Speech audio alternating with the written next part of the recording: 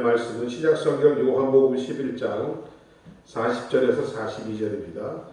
요한복음 11장 40절에서 42절 말씀 우리 찾으신 분들은 함께 읽겠습니다. 신약성경 166면입니다.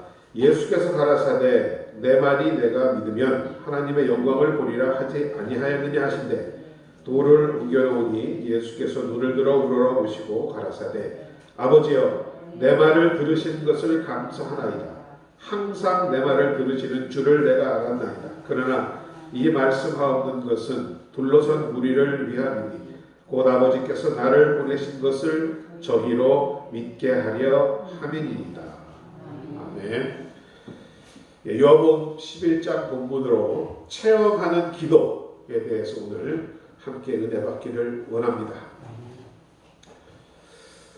여러분, 우리에게 기도는 불가능한 것을 가능케 하고 모든 문제를 해결하는 열쇠인 줄로 믿습니다.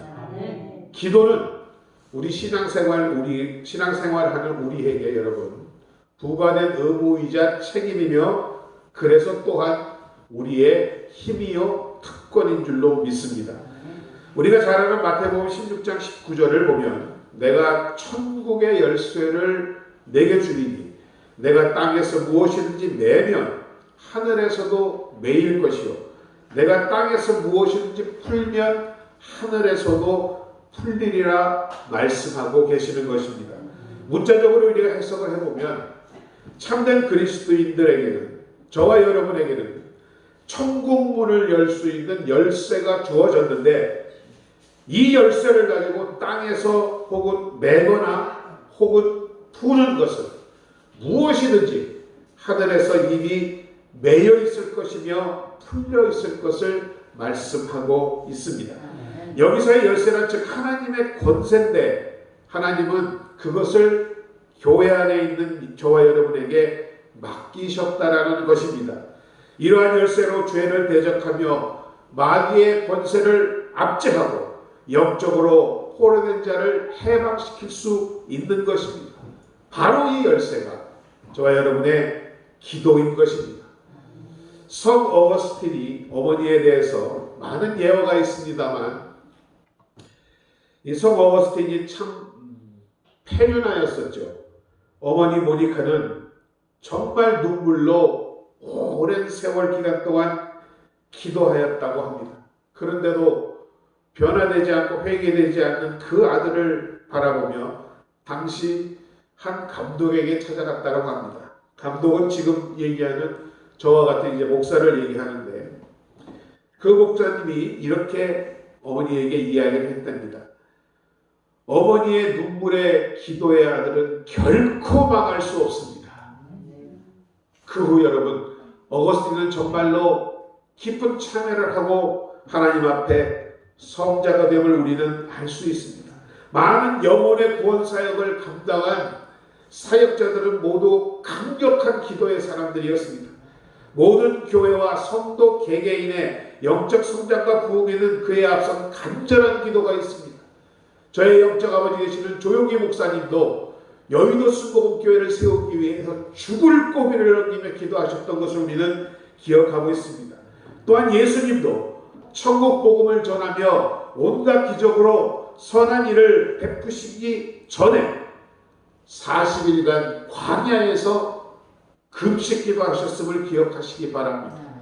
신약을 완성했다고 하는 사도 바울은 어땠습니까? 주를 믿는 자들을 핍박하고 죽이던 사도 바울, 그가 복음을 시작하기 전에 그 또한 역시 아라비아 광야에서 3년 동안 기도하였다라고 성경은 증거하고 있습니다. 이렇게 기도한 결과 하나님에게 크게 쓰임받는 사역자가 되었음을 기억하시는 여러분 되시기 바랍니다.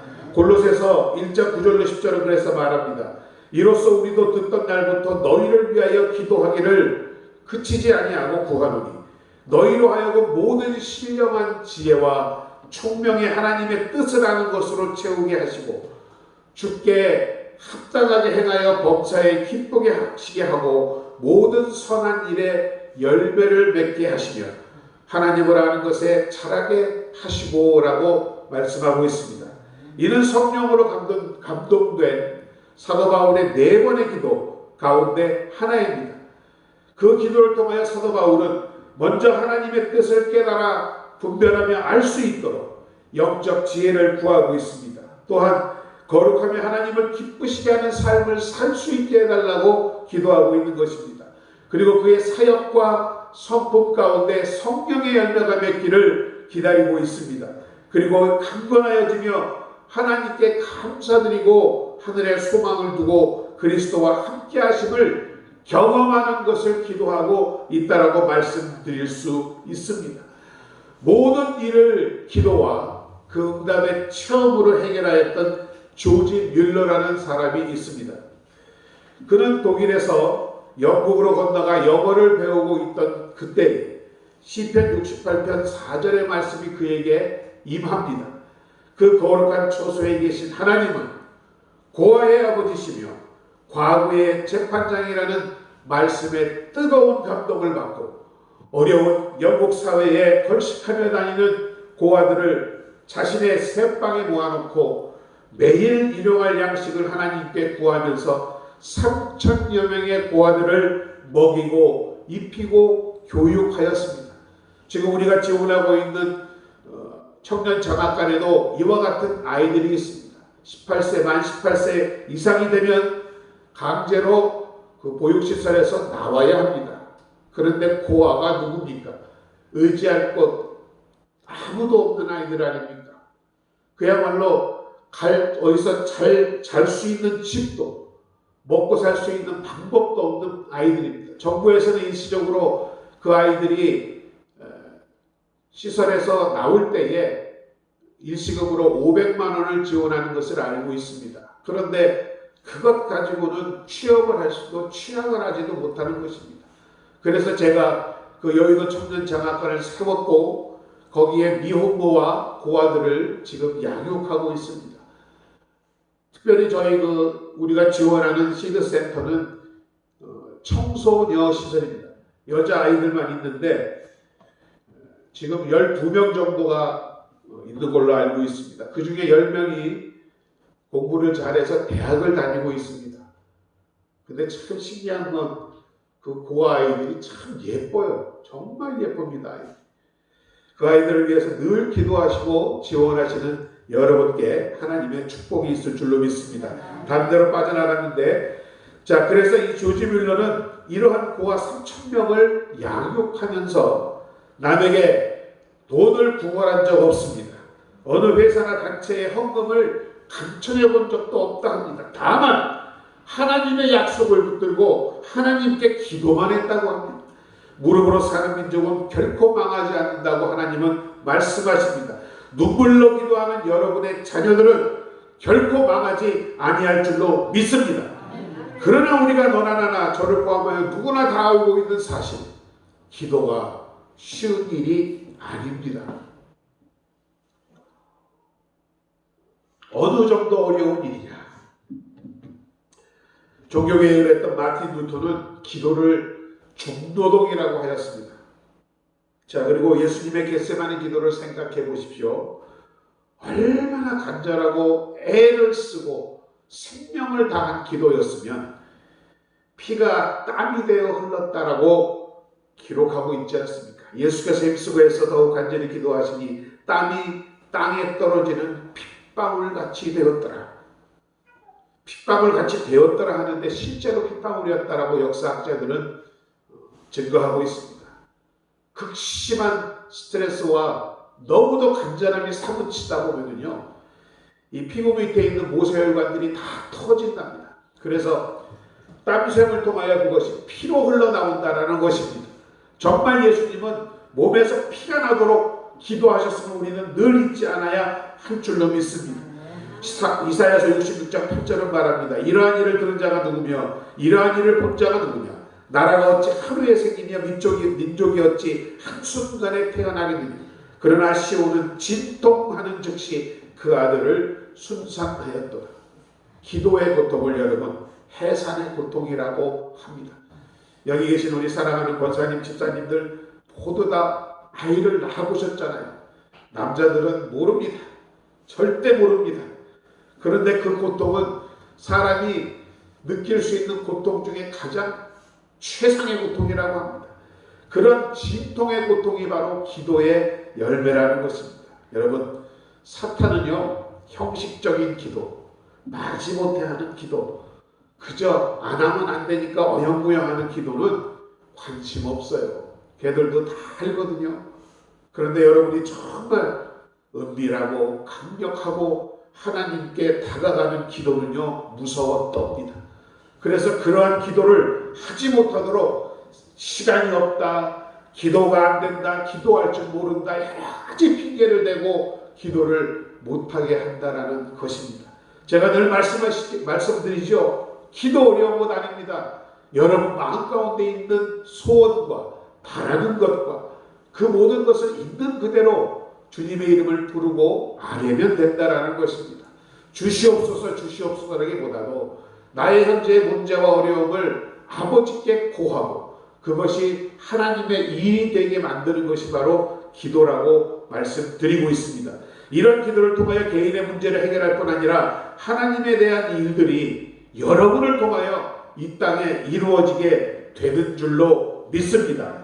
그러므로 여러분들은 기도의 특권을 가진 사람이며 반드시 이를 체험할 수 있는 능력 있는 사람들인 줄로 믿습니다. 눈에 보이지도 손에 보이지도 않는 하나님은요, 여러분들 같이 기도하는 사람들을 찾아 역사하신다는 사실을 반드시 믿고 행하시기 바랍니다.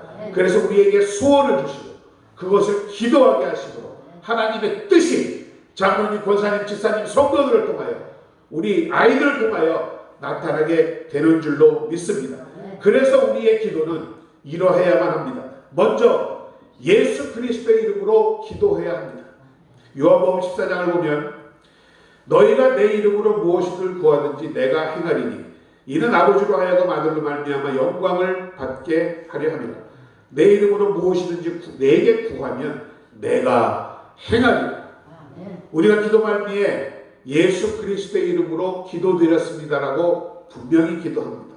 그러나 예수의 이름으로 기도해야 한다는 의미는 이것을 넘어서 우리의 기도가 과연 누구의 이름으로 어떠한 일을 하는 분의 능력으로 하는 것임을 믿고 해야 한다는 것입니다. 즉 예수 그리스도가 누구이며 무슨 일을 행하실 수 있으며 그의 목적이 무엇인지를 깨닫고 하는, 믿고 하는 기도여야 한다는 것입니다. 그래야만 그 기도가 응답받고 우리 삶 가운데 체험된다는 것입니다. 그래서 우리의 기도는 예수 그리스도의 목적과 바람에 일치해야 합니다. 그리고 우리의 기도 속에는 늘 예수님의 능력에 대한 믿음이 항상 담겨 있어야 합니다. 믿지 않고 하는 기도는 쉬는 기도라고 제가 말씀드렸죠. 능력 없는 기도입니다. 기도하면서도 믿지 않는데 그 일이 어찌하여 이루어지겠습니까?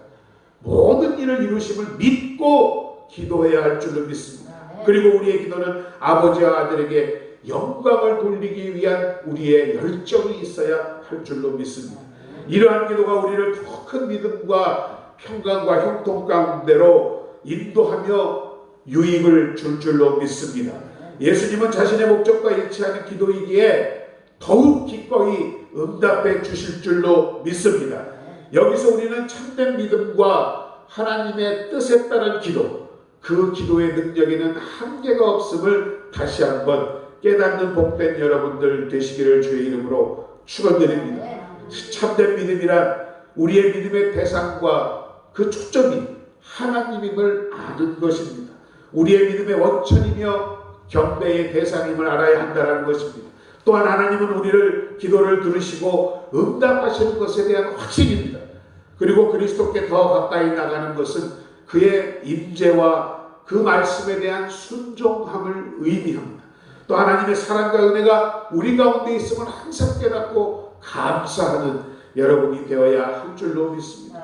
요한일서 5장 14절을 말합니다. 그를 향하여 우리의 가짐과 담대한 이것이니 그의 뜻대로 무엇을 구하면 들으십니다.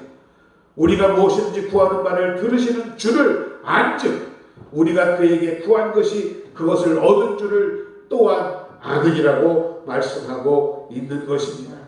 여러분, 하나님의 뜻은 많은 경우 그 말씀 가운데 계시되어 있음을 깨닫는 여러분 되시기 바랍니다. 즉 하나님의 뜻은 바로 이 성경 말씀입니다. 그리고 그 뜻을 아는 것이 바로 성경을 보는 것입니다. 그리고 하나님의 뜻은 하나님의 소유원으로 표현된 모든 것을 의미합니다. 그러기에 우리는 하나님의 선하시고 기뻐하시고 온전하신 뜻이 무엇인가를 항상 말씀을 통하여 깨달아 알아야 할 줄로 믿습니다.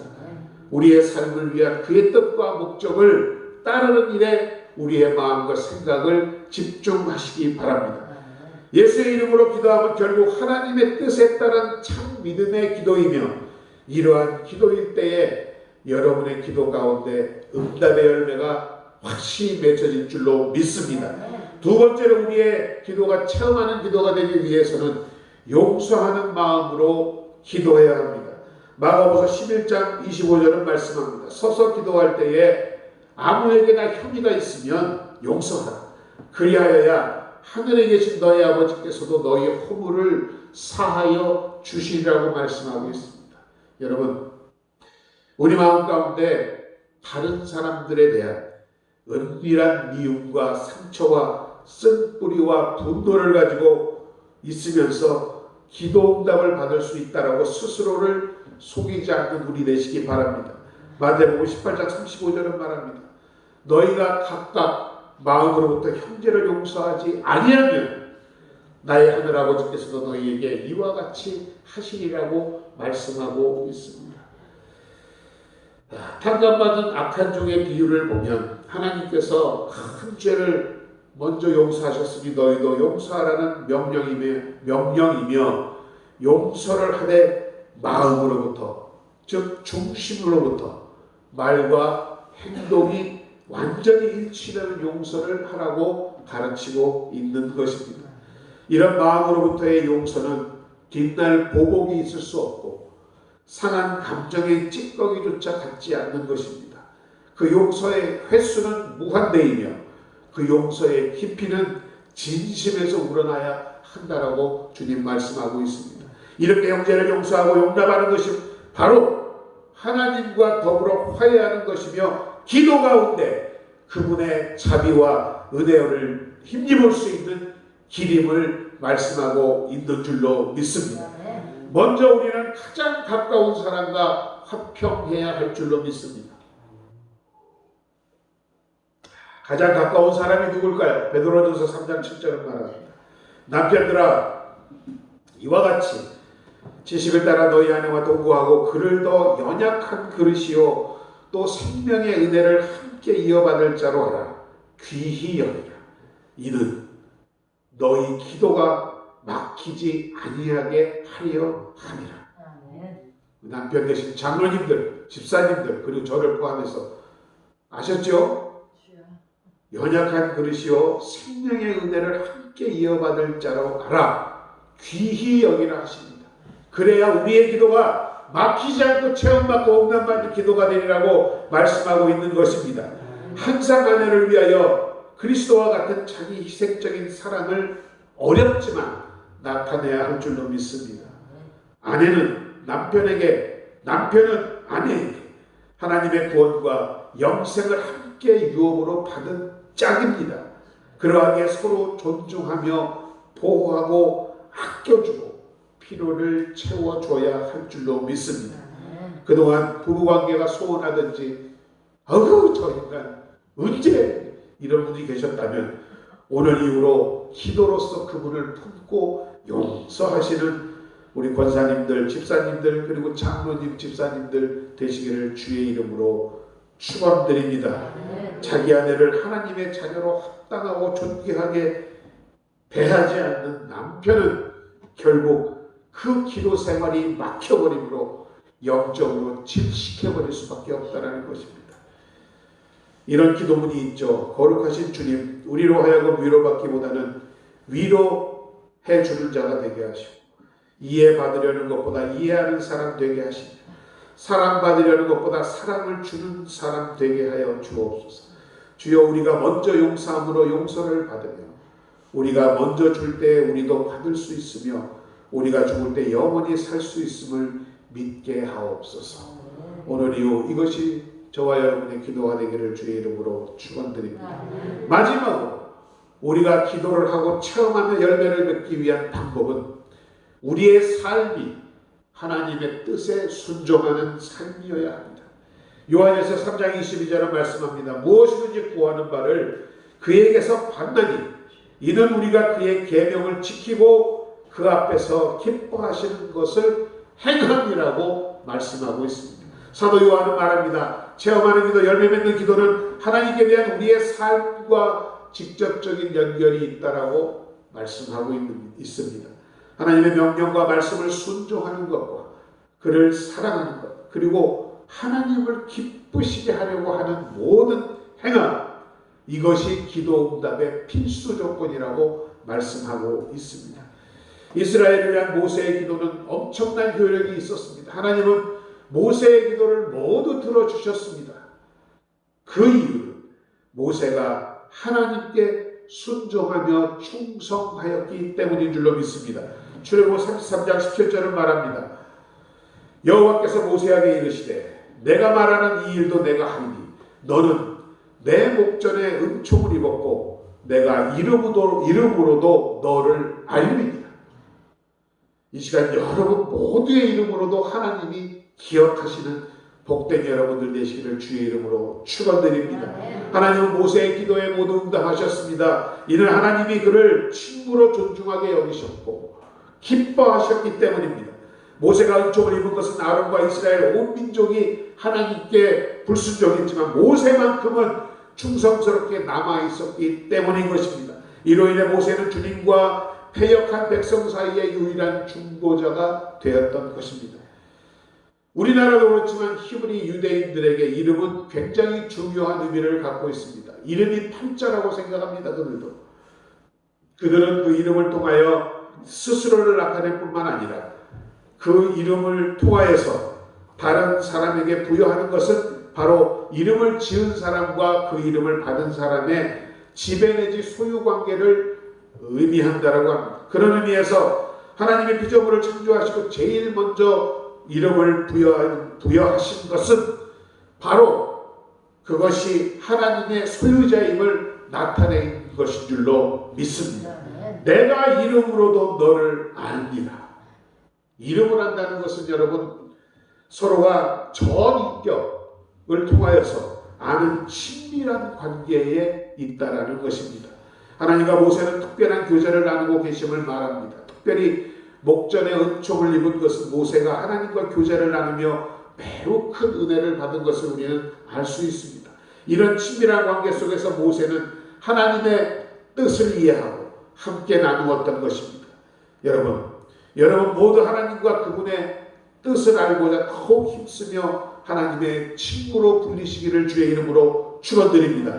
이 소원이 오직 삶을 통한 하나님께 순종함으로 기도할 때만 가능하다는 것을 다시 한번 깨달으시기 바랍니다. 하나님의 말씀과 명령을 거스르는 일을 즐기는 사람은 기도도 하지 않겠지만 기도한다고 해서 응답을 받을 기대도 하지 말아야 한다는 것입니다. 야고보서 4장 3절은 또한 이야기합니다. 구하여도 받지 못하면 정욕으로 쓰려고 잘못 구하기 때문이라. 하나님은 이기적이며 육신의 정욕을 만족시키기 위한 자들의 구하는 기도에 응답하시기를 꺼려하십니다. 진심으로 참된 회개와 겸손으로 돌이키는 사람, 그리고 하나님의 뜻에 구하는 자들의 기도에만 응답하시는 줄로 믿습니다. 오랜 세월 올바른 기도인 것 같음에도 불구하고 응답받지 못하면 우리로 잘못된 이유와 동기로 그것을 구하고 있지 않는가 항상 돌이켜 보아야 할 줄로 믿습니다. 우리는 하나님을 영화롭게 하며 그의 나라와 그의 의를 먼저 구하는 것이 기도의 순서임을 우리는 깨달아 알고 있습니다. 우리의 편리함이나 유익을 구하기 전에 먼저 이러한 하나님의 뜻을 구하는 여러분들 되실 때에 더 큰 은혜와 응답이 여러분 가운데 있을 줄로 믿습니다. 말씀을 마치면서 우리의 기도가 이루어지기를 소망합니다. 단순히 말로만이 아닌 여러분의 삶으로 기도하시기 바랍니다. 목사인 저도 이런 말씀을 전하면서 참으로 이 일이 얼마나 어려운 일인 줄을 알고 있습니다. 그러나 그것을 행할 수 있도록 늘 능력 달라고 간구하며 소원하고 있습니다. 여러분도 그와 같이 삶으로 기도하시는 여러분 되시기를 주의 이름으로 축원드립니다. 하나님과 또한 그가 주시는 모든 것에 대해 감사하는 기도를 하시는 여러분 되시기 바랍니다. 원망과 불평과 좌절과 절망과 두려움은 다 뉘우치고 오직 주님 안에서 할 수 있음을 믿고 나아가시는 여러분 되시기를 바랍니다. 그리고 매일의 삶 가운데서도 우리의 죄와 허물을 고백하는 진지한 고백이 있어야 할 줄로 믿습니다. 탈무드 얘기를 마지막으로 설교를 마치겠습니다. 어느 날 풍랑을 만나 표류를 당한 두 유대인이 있었습니다. 널빤지 같은 것을 간신히 붙들고 몸을 지탱하고 있었답니다. 사방을 둘러보아도 망망한 바다요 컴컴한 바다일 뿐입니다. 아무런 도움의 손길을 찾을 수가 없더랍니다. 그때서야 한 유대인이 이제 간절한 마음으로 하늘을 보고 기도를 합니다. 하나님, 만약 저를 구해주시면 저의 재산 절반을 드리겠습니다. 유대인들 돈 많은 거 아시죠? 하지만 아무런 희망도 보이지 않고 바람 한 점도 없습니다. 계속 기도합니다. 제발 살려주십시오. 살려주시면 제 재산의 이제 3분의 2까지 드리겠습니다. 그러나 역시 하나님은 응답이 없으십니다. 그리고 아침이 되었습니다. 구원의 손길은 막막하고 이제는 정말 마지막이다 싶어 그 유대인이 기도를 합니다. 하나님, 제발 저의 이 간절한 기도를 받아주시고 저를 좀 살려주십시오. 그러면 저의 재산 전 하는데 옆에 있는 유대인이 손사래를 치며 말립니다. 그래, 그만해. 거래 그만해. 저기 배가 오고 있어. 무슨 비유인지 아시겠습니까? 우리의 기도가 이와 같이 하나님과 어떤 거래를 하고 있는 기도가 아닌가를 다시 한번 우리가 깨닫기를 바랍니다. 내가 이 기도함으로 손해보지 않을까? 이 기도함으로 더 많은 것을 얻지 않을까? 그런 얄팍한 마음을 지적하고 있는 것입니다. 우리 가운데도 사실 기도를 마치 하나님과 거래로 생각하는 분들이 여기는 없습니다만 다른 데는 있습니다. 주시옵소서. 이거 안 주시면 안 믿습니다. 이거 안 해주면 교회 안 나갑니다. 나오지 마! 그러나 성경이 말하는 진정한 기도는 여러분 하나님과의 교제인 것입니다. 아버지로 믿고 정말 우리가 해결할 수 없는 답답하고 무거운 많은 짐들이 있잖아요. 아버지, 나 지금 이것 때문에 너무너무 힘듭니다. 살 수가 없습니다. 제발 좀 도와주십시오라고 주님께 알려드리는 것입니다. 어떤 거래나 조건이 아닌 항상 동행하시는 하나님의 은총을 체험하시는 여러분 되시기를 주의 이름으로 축원드립니다. 기도를 통하여 무엇을 꼭 얻어내려고만 하는 마음 갖지 마시고 하나님을 만나고 하나님을 기쁘시게 하는 여러분의 기도가 되시기 바랍니다. 거래나 무조건 슈퍼 아저씨한테 무엇을 요구하는 그런 요구가 아니라 하나님의 긍휼하심을 믿고 그의 사랑 가운데 여러분의 인생을 온전히 맡기는 그런 여러분의 기도가 되시기 바랍니다. 그러할 때 열매 맺고 축복받으면 여러분이 기도한 대로 하나님께서 여러분에게 응답하여 주실 줄로 믿습니다. 더욱 기도의 책임감과 특권을 가지고 이러한 기도를 함으로 하나님과 더욱 가까워지시는 저와 여러분 되시기를 주의 이름으로 축원드립니다. 아버지 하나님 은혜와 사랑을 감사드립니다. 오늘은 우리의 가장 중요한 의무자 책임인 기도에 대해서 말씀을 나누었습니다. 주여, 기도함을 통하여 주님을 알게 하여 주옵소서. 주의 선하시고 온전하시고 기뻐하시는 뜻을 분별하게 하여 주옵소서. 주님의 뜻에 순종하는 우리 되게 하여 주옵소서. 그리하여 기도하는 자를 찾으시는 하나님의 모든 일들이 우리를 인하여 일어나는 우리가 축복과 형통의 통로들이 될 수 있도록 주님 함께하여 주옵소서. 이 시간도 우리와 함께하시며 우리의 기도를 들으신 예수님의 이름으로 감사드리고 기도드립니다. 아멘. 우리 이 시간 말씀 생각하면서 잠시 기도한 후에 헌금하도록 하겠습니다. 주의 이름 한번 크게 부르고 기도하겠습니다. 주여,